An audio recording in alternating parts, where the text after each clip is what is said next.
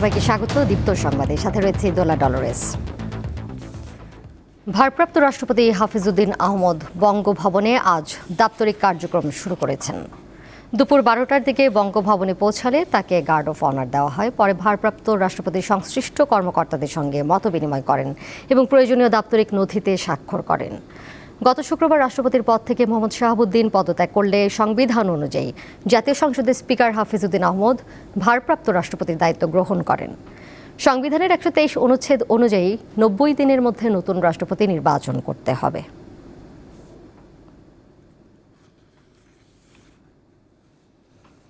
রাষ্ট্রপতি নির্বাচনের জন্য নির্বাচন কমিশন প্রস্তুত আছে বলে জানিয়েছেন সিইসি এএমএম নাসির উদ্দিন। সকালে জাতীয় সংসদে ভারপ্রাপ্ত স্পিকার কায়সার কামালের সঙ্গে দেশের পরবর্তী রাষ্ট্রপতি নির্বাচন নিয়ে প্রায় 1 ঘণ্টা বৈঠক করে নির্বাচন কমিশন। পরে প্রধান নির্বাচন কমিশনার জানান, রাষ্ট্রপতি নির্বাচন বিষয়ে প্রাথমিক আলোচনা সম্পন্ন হয়েছে, তবে দিন তারিখ এখনও চূড়ান্ত হয়নি। ভারপ্রাপ্ত স্পিকারের সঙ্গে প্রয়োজনীয় পরামর্শ ও সমন্বয়ের পর দিনক্ষণ চূড়ান্ত করে তা গেজেট বিজ্ঞপ্তির মাধ্যমে সবাইকে জানিয়ে দেওয়া হবে। সিইসি নিজেই এই নির্বাচনে রিটার্নিং অফিসারের দায়িত্ব পালন করবেন।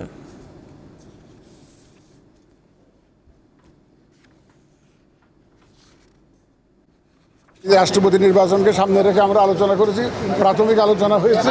দিনক্ষণ এবং বিস্তারিত আমরা গেজেট আকারে প্রকাশ করব, আপনারা তখন জানতে পারবেন। এখনো কোনো চূড়ান্ত কোনো দিনক্ষণ আমরা ওইভাবে ঠিক করি না। যাচ্ছি পরের প্রসঙ্গে। 26টি টুথপেস্টে ক্ষতিকর মাইক্রোপ্লাস্টিক পাওয়ার ঘটনা তদন্তে 3 সদস্যের বিশেষজ্ঞ কমিটি গঠনের নির্দেশ দিয়েছেন হাইকোর্ট। 15 দিনের মধ্যে কমিটিকে আদালতে তদন্ত প্রতিবেদন দাখিল করতে বলা হয়েছে। আজ বিচারপতি খিজির আহমেদ চৌধুরী ও বিচারপতি মোহাম্মদ জিয়াউল হকের বেঞ্চ এই আদেশ দেয়।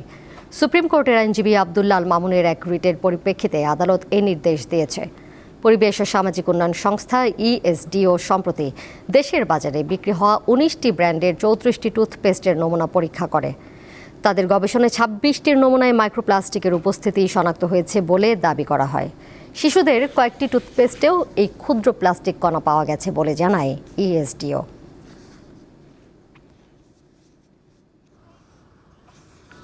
ছাব্বিশটা টুথপেস্টে অধিক পরিমাণ আপনার মাইক্রোপ্লাস্টিক পাওয়া গেছে। সেইটা মানুষের শরীরের জন্য এবং প্রকৃতির জন্য কতটা ক্ষতিকর সেইটা চ্যালেঞ্জ করে আমরা একটা মামলা দায়ের করেছিলাম। সেই মামলাটা আজকে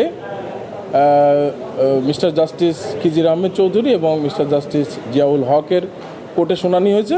শুনানি অন্তে মাননীয় বিচারপতি সন্তুষ্ট হয়ে আমাদেরকে রুল দিয়েছেন এবং একটি ডাইরেকশন দিয়ে 15 দিনের মধ্যে একটি রিপোর্ট দেওয়ার জন্য অনুরোধ বলেছেন এবং সেখানে সায়েন্স ল্যাবরেটরির একজন, বুয়েটের একজন এবং বিএসটিআর একজন, এই 3 জনকে 15 দিনের মধ্যে একটা রিপোর্ট প্রদান করার জন্য বলছে। সম্পদের হিসাব বিবরণী দাখিল না করায় বাংলাদেশ ব্যাংকের সাবেক ডেপুটি গভর্নর শীতাংশু কুমার সুর চৌধুরী ওরফে এসকে সুর চৌধুরীকে 3 বছরের কারাদণ্ড দিয়েছে আদালত। আজ ঢাকার দ্বিতীয় বিশেষ জজ আদালতের বিচারক আয়েশা নাসরিন এই রায় ঘোষণা করেন। রায় ঘোষণার আগে এসকে সুর চৌধুরীকে কেরানীগঞ্জ কেন্দ্রীয় কারাগার থেকে আদালতে হাজির করা হয়। মামলার নথি অনুযায়ী এসকে সুর চৌধুরীর বিরুদ্ধে জ্ঞাত আয় বহির্ভূত সম্পদ অর্জনের অভিযোগে তার এবং তার উপর নির্ভরশীল ব্যক্তিদের সম্পদ বিবরণী দাখিলের নির্দেশ দিয়েছিল দুর্নীতি দমন কমিশন। কিন্তু নির্ধারিত সময়ের মধ্যে তিনি তা দাখিল না করায় মামলা রুজু করে দুদক।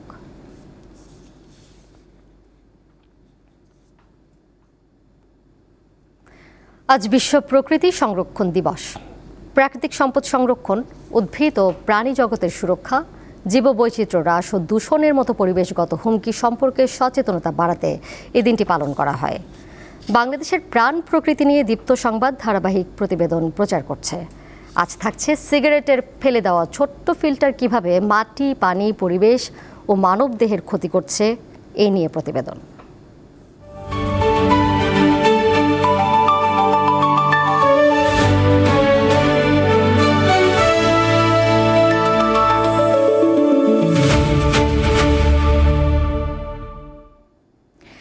একটি সিগারেট নিভে যাওয়ার পরও শেষ হয় না তার ক্ষতি। ধোঁয়ার বাইরে ফেলে দেওয়া ছোট্ট ফিল্টারটি বছরের পর বছর দূষিত করে মাটি, পানি ও পরিবেশ। নীরবে ছড়িয়ে দেয় বিষাক্ত মাইক্রোপ্লাস্টিক, যা শেষ পর্যন্ত পৌঁছে যায় মানুষের শরীরেও। দেখতে খুবই ছোট, ফেলে দেওয়া সিগারেটের এই ছোট্ট অংশই বিশ্বের সবচেয়ে বেশি পরিমাণে ছড়িয়ে পড়া প্লাস্টিক, যা কয়েক বছরেও পচে না। সিগারেটের ফিল্টার তৈরির মূল উপাদান সেলুলোজ অ্যাসিটেট। এটি নন বায়োডিগ্রেডেবল শক্ত প্লাস্টিক। মাত্র একটি সিগারেটের বাটে থাকে ৭,০০০-এর বেশি ক্ষতিকর উপাদান। যে পরিমাণ নিকোটিন ও আর্সেনিক প্রতিটি ফিল্টার থেকে নির্গত হয় তা ১,০০০ লিটার পানিকে বিষাক্ত করতে পারে। ১০ বছর পরেও এটি বিলীন হয় না। প্রতিটি সিগারেট ফিল্টার ভেঙে বিষাক্ত মাইক্রোপ্লাস্টিকে পরিণত হয়, যা জলজ খাদ্য শৃঙ্খলে মিশে যায়, সেখান থেকে আসে মানবদেহে। ফসলি জমিতে যদি এসব ফিল্টার ফেলা হয়, দিন শেষে তা এসে পড়ে খাবার টেবিলেই। এসব ফিল্টার গাছের অঙ্কুরোদ্গম ব্যাহত করে, গাছের মূল শিকড় সংকুচিত করে ফেলে, নষ্ট হয় মাটির প্রাকৃতিক পুষ্টি। সিগারেট ফিল্টারে থাকা নিকোটিন এবং ভারী ধাতু শুষে নেয় মাঠের ফসল, তৈরি হয় মারাত্মক জৈবিক হুমকি, বিষাক্ত হয় মাটি থেকে গোটা বাস্তুতন্ত্র। প্রতিটি ফিল্টারে থাকে কমবেশি ১৫,০০০ প্লাস্টিক ফাইবার। ধূমপানের সময় তাপের কারণে এই ফাইবারগুলো গলে যায়, ফলে তামাক পোড়া ধোঁয়ার সাথে শ্বাসতন্ত্রে যায় মাইক্রোপ্লাস্টিক ও ন্যানো ফাইবার। সাইফুর রহমান শিশির, দীপ্ত বার্তাকক্ষ। পটুয়াখালীতে দিন দিন হারিয়ে যাচ্ছে প্রাণ প্রকৃতির ভারসাম্য। কুয়াকাটা সৈকত সংলগ্ন সংরক্ষিত বনাঞ্চলে ২ দশক আগে ২,১৬৫ একরের বনাঞ্চলের দেখা মিলত চিতাবাঘ, মেছোবাঘ, বন মোরগ সহ বেশ কিছু বন্যপ্রাণীর। কিন্তু বনদস্যুদের থাবা আর সমুদ্রের করাল গ্রাসে অর্ধেকেরও বেশি বন বিলীন হয়ে গেছে। এটি পটুয়াখালীর কুয়াকাটা সৈকত সংলগ্ন সংরক্ষিত বনাঞ্চল। ২ দশক আগে ২,১৬৫ একরের এই বনাঞ্চলে দেখা মিলত চিতাবাঘ, বনমোরগ, শেয়াল, বানর সহ বিভিন্ন বন্য প্রাণী এবং বিভিন্ন প্রজাতির সাপ ও পাখি। তবে বনদস্যুদের থাবা এবং সমুদ্রের করাল গ্রাসে এই বনাঞ্চল অর্ধেকের নিচে নেমে এসেছে। এখন এ বনাঞ্চলে হাতে গোনা ২-৪টি শিয়াল ছাড়া অন্য কোনো বন্য প্রাণীর দেখা মেলে না। শুধু এ বনাঞ্চলই নয়, জেলার সকল বনাঞ্চলেরই একই অবস্থা। আমাদের জন্য সবচেয়ে দুঃখের বিষয় হচ্ছে ২ থেকে ৩ কিলোমিটার কিন্তু এই বনায়ন ছিল, বন্যপ্রাণীর যে আবাসস্থল জায়গাটা ছিল, এখন কিন্তু একেবারেই শেষ। এর ভিতরে নারিকেল বাগান ছিল, তাল বাগান ছিল, হিজুল বাগান ছিল, বিভিন্ন প্রজাতির গাছের বাগান ছিল। প্রতি বছর বর্ষার মৌসুম আসলেই কিন্তু এগুলো সমুদ্রে ভেঙে নিয়ে যায়।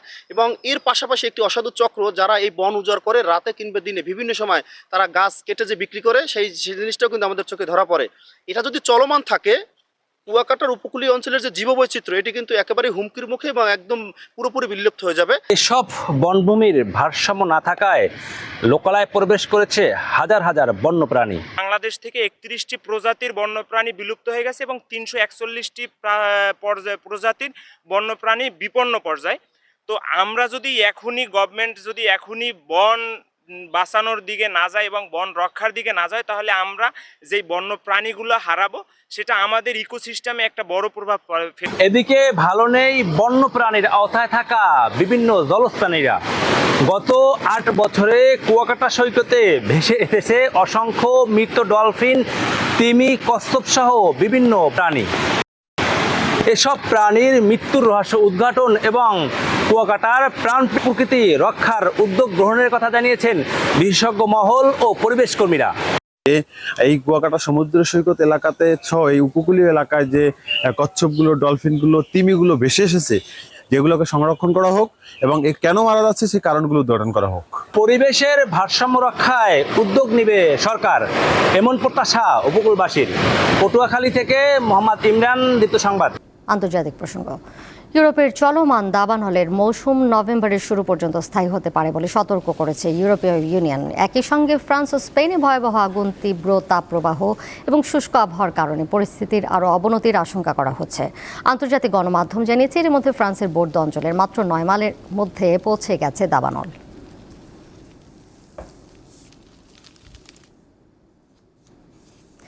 এর সাথে শেষ করব এখনকার সংবাদ। পরের সংবাদ বিকেল ৫টায় দেখার আমন্ত্রণ রইল। এছাড়াও আরও তথ্য এবং বিনোদনের নানা খবরাখবর জানতে যুক্ত থাকুন দীপ্তর ডিজিটাল প্ল্যাটফর্মে। সবাইকে ধন্যবাদ।